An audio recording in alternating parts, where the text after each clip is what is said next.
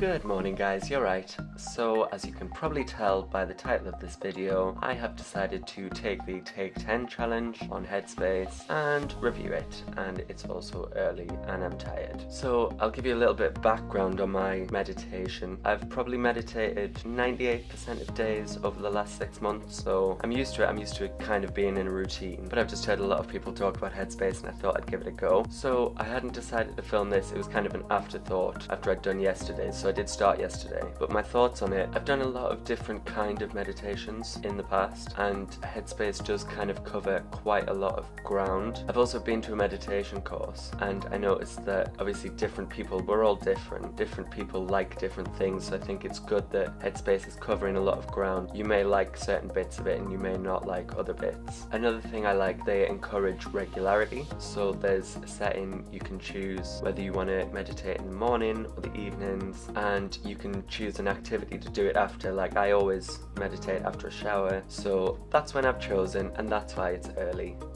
Yay! So I think that's where we're up to. I am going to go and do session 2 of the meditation now, and then I will get back to you with my thoughts.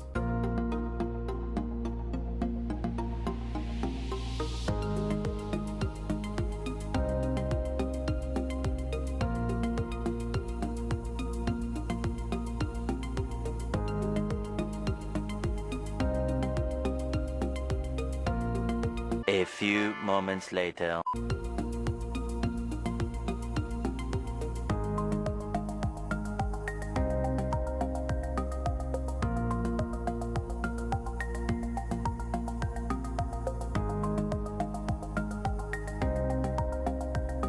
So that's my second meditation done, and one thing I did kind of like that I didn't mention before, at the start of the app they ask you your kind of experience level from nothing to a little bit to a lot, and I think that's great. Well, it's great that it asks you, but it doesn't seem to affect anything within the app. I mean, I put down that I've got a lot of experience. I mean, it's not an incredible amount, but it's a lot more than nothing at all. It doesn't really seem to affect anything within the app though. It's still very much a beginner's guide. I do kind of see the point that some people could just say, oh, I've got loads of experience, just to try and work their way through it quicker or something, and they could throw themselves in at the deep end. So in that sense it kind of stops you doing that. So it has its good and its bad points. Another thing I do like is something I've not seen before is like counting the breaths. So like you count 1 for an in breath and 2 for an out breath, and that seems to kind of focus me a little bit more than other meditations do. So I do like that, and I'll see you tomorrow for day 3. And I'm back from day 3 of Headspace now. One thing that I do like, I think it's really good for beginners. Like it does guide you through, I mean, well, a lot of guided meditations will gently guide you through things, but it is kind of good at introducing you to different concepts and things. But one thing I remember from when I first started meditating, to a certain point I kind of wanted to meditate for longer and longer, whereas the app only kind of lets you go up to 10 minutes. Well, at this point it only kind of lets you go up to 10 minutes. I'm assuming that might be because it's the free trial. Here's me being a cheapskate. Oops. Yeah, but I do think it's a good app.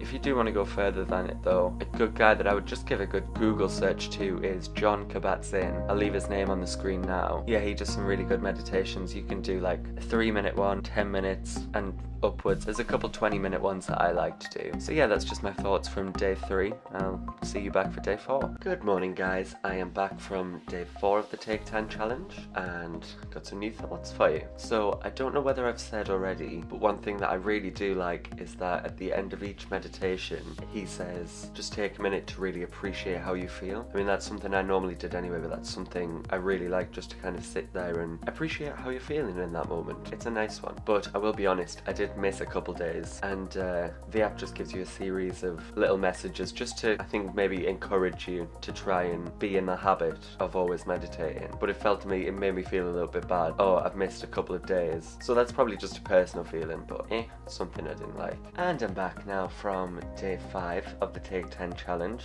halfway through. One thing that I did really like about today is there was an animation about effort with things like when you're trying to meditate or you're trying to sleep, the more you kind of try and force it to happen, the less it'll actually happen. And it's little things like that that Headspace does have. They know the kind of problems that you're going to encounter typically, and they can gently guide you through that. So it is a really good tool for beginners. I think if you've got a bit more experience and you're really looking to kind of expand your knowledge on it, the Take 10 challenge might not be for you. There might be some good bits within the paid Headspace app, but the Take 10 challenge isn't, I wouldn't say it's really the best for if you've got a bit more experience. I'm still enjoying it nonetheless. It's still meditation. And I'm back now from day 6 of the Take 10 challenge. What I liked about today is there's a meditation I did ages ago. It's about kind of sitting with difficulties and just either letting them happen, let yourself feel it, or whatever it is, and Headspace kind of goes into that a little bit on day 6, so I did quite like that. Don't think I actually have anything negative to say today. Good job, Headspace. And I am back now from day 7 of the Take 10 challenge. I really like the little animations that they put in through different days. I think that it's helpful to explain kind of certain concepts and get people through kind of any difficulties they may be having with meditation. What I don't like, and I've kind of